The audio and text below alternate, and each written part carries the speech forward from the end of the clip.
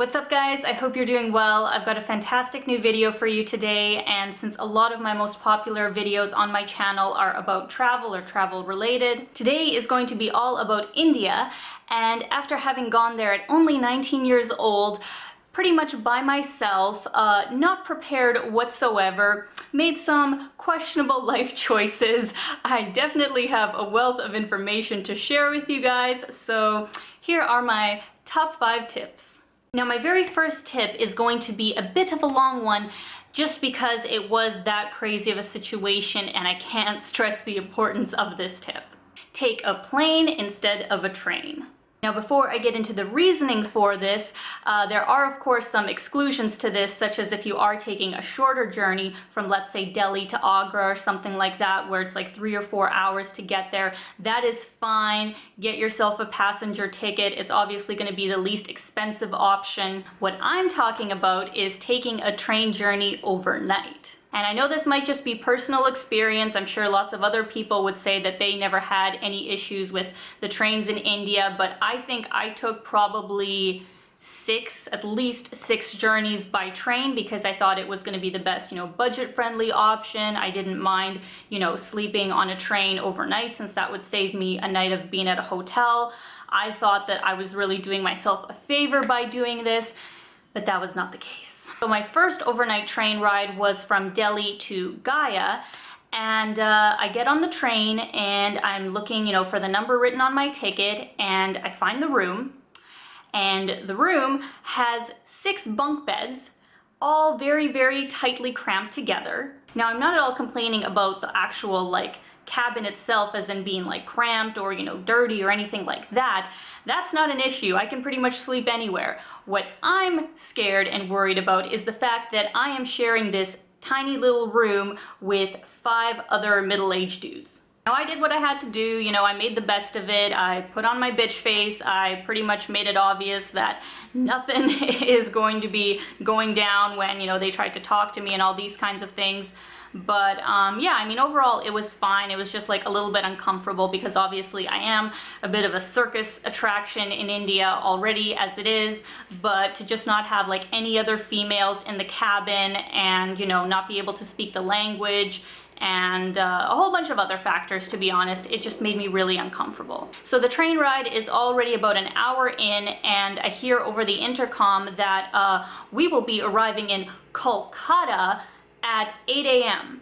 And I was like, am I on the wrong train? So I pretty much spring from my bed in a millisecond and go running down the hallway trying to find somebody, who speaks English and who I can show my ticket to. And I'm like, I need to get to Gaya. Am I on the wrong train that is not going by Gaya? And that's when I was dealt some good news and some bad news. The good news was that I was on the right train. The bad news was that I was getting to Gaya at 3 a.m.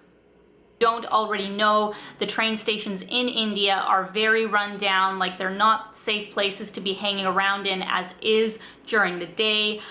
There's really not a lot of security, none that I saw at night, and basically a lot of the homeless population of that area sleep on the platforms, so it's kind of a sort of shelter, you could say.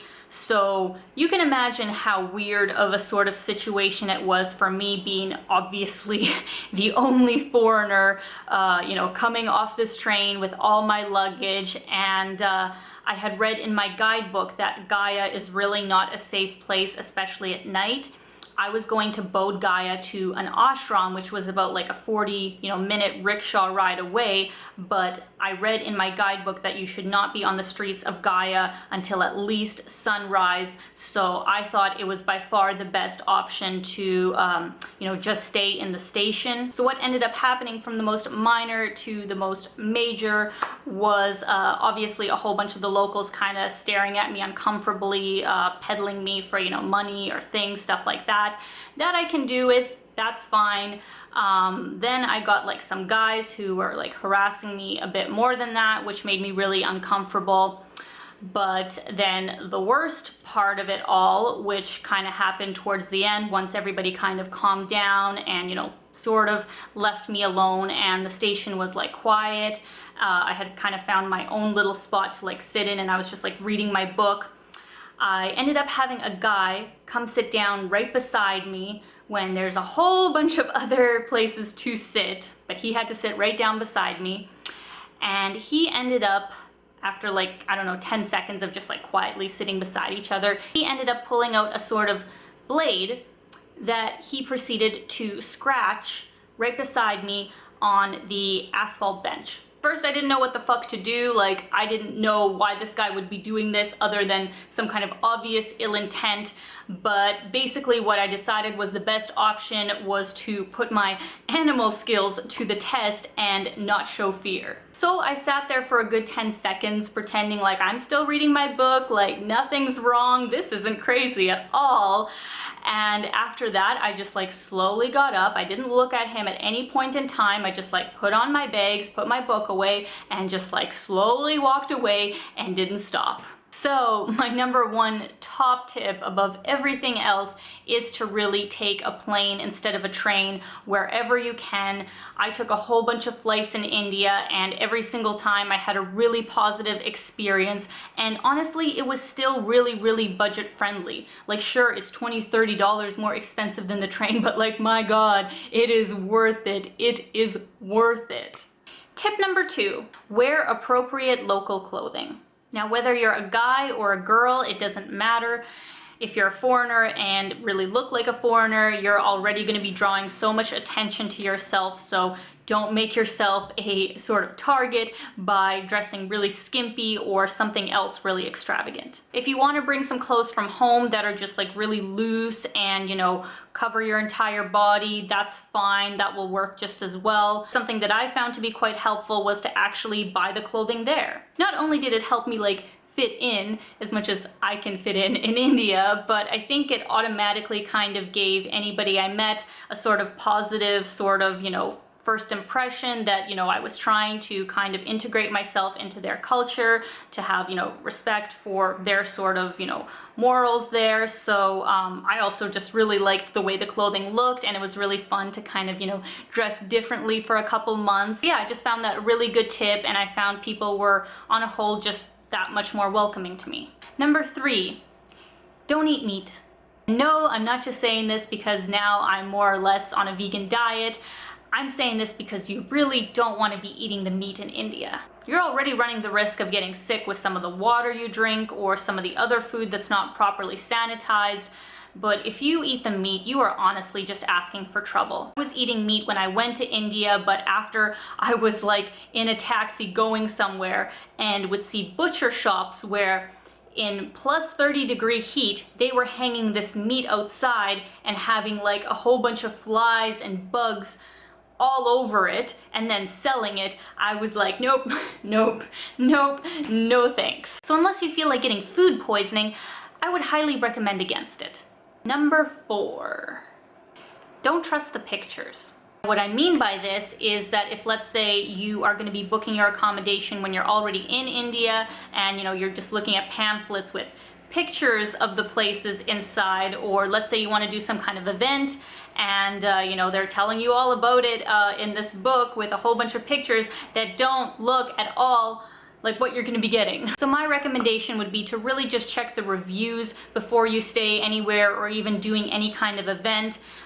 You know, places like TripAdvisor are awesome to check to see what other travelers have to say about it, and to also just really help you stay safe, especially if you're traveling alone. You know, you don't want to go somewhere where you're going to feel uncomfortable or also like lose money because it's not what you expected. So really just do your background work and make sure you're getting what you're actually paying for. So my 5th tip to conclude this video, and I'm very passionate about it because even though I've said some somewhat negative things about India and hopefully haven't scared you guys off of going there, because it is an amazing country, I really did have an incredible time there, and hopefully we'll get to go again. But it is just the kind of country where you do kind of, you know, have your wits about you and to be safe and to maybe pre-plan some things ahead of time so you don't get yourself into some really, you know, uncomfortable, unsafe sort of situations. But without any further ado, my 5th tip for traveling to India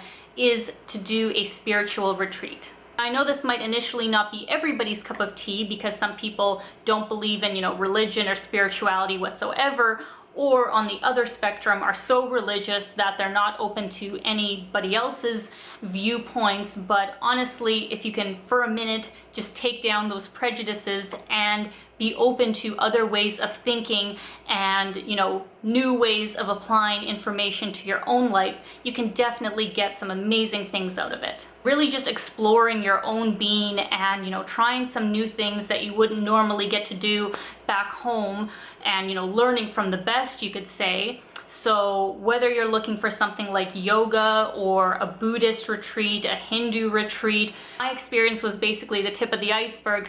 I ended up just doing a little bit of yoga and also doing a 2-week retreat at the Root Institute, which is a Buddhist ashram, and I can't recommend that place enough. Like, I was so lucky to have the experience I did there. I loved my teachers. I learned so much, and it really helped me in my everyday life when I came back home. So even though I don't consider myself, you know, a Buddhist or anything like that, I really learned so much there and had so much respect for what they do and how they conduct themselves. So for anybody just wanting an eye-opening, life-changing sort of experience, I really recommend it. Alright, that's it guys. I hope you enjoyed this video. I hope you got something out of it.